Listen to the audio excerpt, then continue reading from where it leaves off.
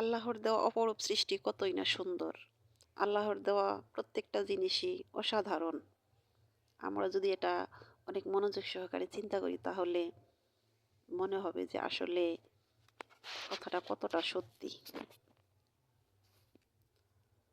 আসসালামু আলাইকুম, শুভ সকাল। কেমন আছেন আমার প্রাণপ্রিয় বন্ধুরা?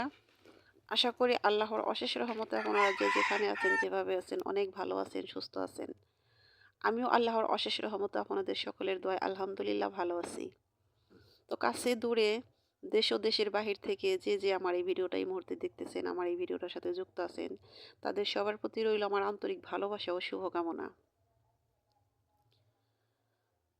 তো আজকে আমাদের এখানকার আবহাওয়া অনেকটা ভালো, যদিও শীত তারপরও রোদ উঠেছে। তো আমি রোদে আজকে কাজ করতেছি, আমার উঠানে আজকে সম্পূর্ণ উঠানে রোদ এসে গেছে। তো সকালে রান্না বান্না করে তারপরে আমি কাজ করতেছি, কারণ আজকে থেকে আবার ছেলে স্কুলে যাবে। তো সে কারণে ঘুম থেকে উঠে আগে ঘরের কাজ সেরে রান্না করে তারপরে আমি উঠানটা ঝাড়ু দিতেছি। তো সকালে যে বাসি কাজগুলো দেখা যায় যে সম্পূর্ণ কাজ করে যদি রান্নাটা করা যায় তাহলে কিন্তু ভালো লাগে। গোছগাছের একটা ব্যাপার আছে, কিন্তু সময়ের অভাবে সময়ের ক্ষেত্রে সবসময় সেটা করতে পারি না। তো এক হাতে যদি সমস্ত কাজ সামলাতে হয় তাহলে কিন্তু সবসময় গোছগাছ মতো কাজ করা যায় না। তো সকালের কাজ আমি বাসি কাজ না করে রান্নার কাজে কখনো যাই না, যদি না এই কোনো তাড়াহুড়া না থাকে। আর যদি অনেক সকালে ওঠা হয় তাহলে কিন্তু সকালে বাসি কাজ করার পর রান্না বান্না অনায়াসে করা যায়, কোনো সমস্যা হয় না। শীতের কারণে দেখা যায় যে ফজরের নামাজ পড়ে কিন্তু আবার যদি আহ, কম্বলের নিচে যাওয়া যায় তাহলে কিন্তু উঠতে একটু দেরি হয়ে যায়। তো এমনিতে তো অনেক সকালে উঠি, উঠে হাঁটাহাঁটি করি, তারপরে বাহিরেও একটু বেরোই হাঁটার জন্য, কিন্তু এই শীতে কিন্তু আর যাওয়া হইতেছে না। প্রায় 1-1.5 মাস ধরে কোনো হাঁটাহাঁটি নাই। 1 মাস 1.5 মাসের বেশি হবে মনে হয় যে হাঁটতেছি না। তো শীতটা কমে গেলে আবার হাঁটবো ইনশাল্লাহ। তখন আরও সকালে ঘুম থেকে উঠে তখন আর ওই আলসেমি করে আবার নামাজ পড়ে আবার লেপের তলে যাব না, দেখা যায় তখন ঠিকঠাক মতো সব কাজ হবে। সে কারণে কাজগুলো একটু এলোমেলো হয়ে যেতেছে। তো সকালবেলা রান্না বান্না করে তারপর বাইরের কাজে যে করতেছি, গাছগাছালিতে পানি দিতেছি।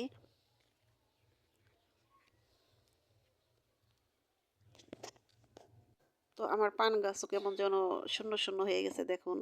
শুধু দেখা যায় গাছের শুধু ডাটা দেখা যায়, পান নাই। ভালো লাগে না দেখতে। তো যদি আল্লাহ পাক গাছটাকে বাঁচিয়ে রাখে, যখন বৃষ্টি হবে তখন কিন্তু আবার পানি পানি গাছটা ভরে যাবে।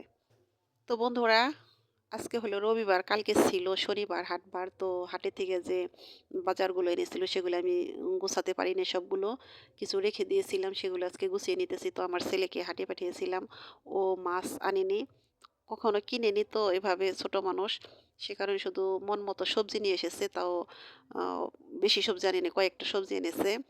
তো ফ্রিজে যে আমার কোনো মাছ, শুধু মনে হয় যে গরুর মাংস আছে কিছু, আর কোনো মাংস বা মাছ, নোড়া মাছ আছে, আর কোনো মাছ নেই।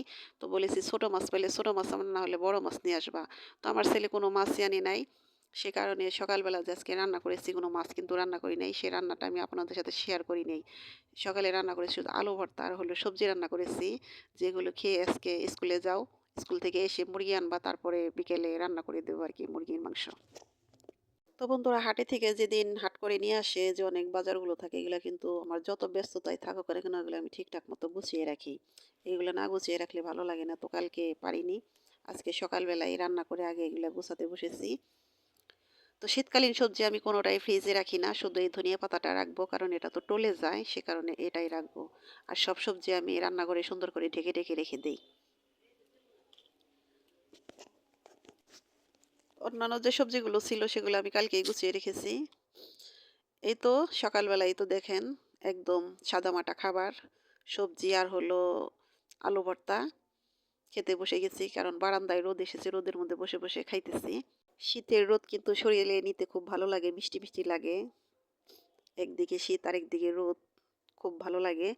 তো এই তো দুপুরের পরে এই তো ডিম রান্না করতে চলে এসেছি, কারণ সবজি তো আমি বেশি বেশি খেতে পারবো, কিন্তু ছেলে তো এত বারবার খাবে না। তো মুরগিও আনেনি, তো সে কারণে তো ডিম রান্না করে দিয়েছি। তো ডিমটা হলো বেগুন দিয়ে আর টমেটো দিয়ে একটু ভুনা ভুনা করে রান্না করব।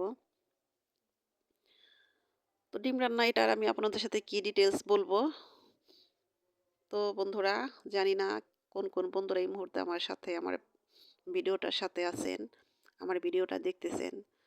তো প্লিজ বন্ধুরা, যদি ভিডিওটা দেখার শুরুতে লাইক দিতে ভুলে যান, মনে করিয়ে দিলাম, মনে করে একটা লাইক দিয়ে দিবেন, কারণ আপনার একটা লাইক আমার কাছে অনেক অনেক মূল্যবান।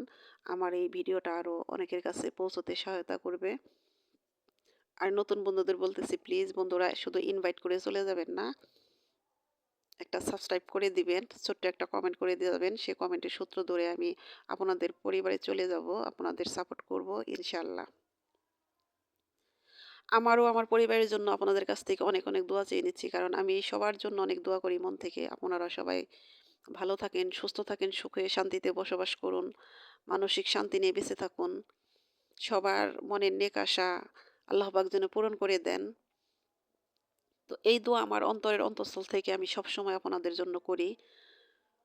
তো এই তো বন্ধুরা, কথা বলতে বলতে আমার এই তরকারিটাও রান্না প্রায় শেষের দিকে, রান্না হয়ে গেছে। দেখুন তরকারিটা বেশ মজাই লেগেছিল। তো কথা বলতে বলতে লাস্ট পর্যায়ে চলে এসেছি। এই তো রাতে দেখেন আমার ছেলে চা কফি বানানোর খুব উস্তাদ। আমি খাবো না, তারপর চা বানিয়ে আমাকে এনে দিল যে আম্মু একটু চা খাও, ভালো লাগবে। তো বন্ধুরা, আমার ভিডিওতে হয়তো আমার কথাতে অনেক ভুল আছে, প্লিজ আমার ভুলগুলো ক্ষমা সুন্দর দৃষ্টিতে দেখবেন। আর আমার ভিডিওতে যদি কোনো ভুল হয়, সে ভুলগুলো অবশ্যই আমাকে ধরিয়ে দিবেন, তাতে আমি আরো উপকৃত হব। তো বন্ধুরা, মানুষ মাত্রাই ভুল, হয়তো অনেক ভুল হয়, সে ভুলগুলো অবশ্যই আমাকে ধরিয়ে দিবেন, তাহলে আমার অনেক উপকারে আসবে। তো আজকের মতো এখানেই বিদায় নিলাম। আপনারা সবাই ভালো থাকেন, সুস্থ থাকেন। আল্লাহ হাফেজ, আসসালামু আলাইকুম।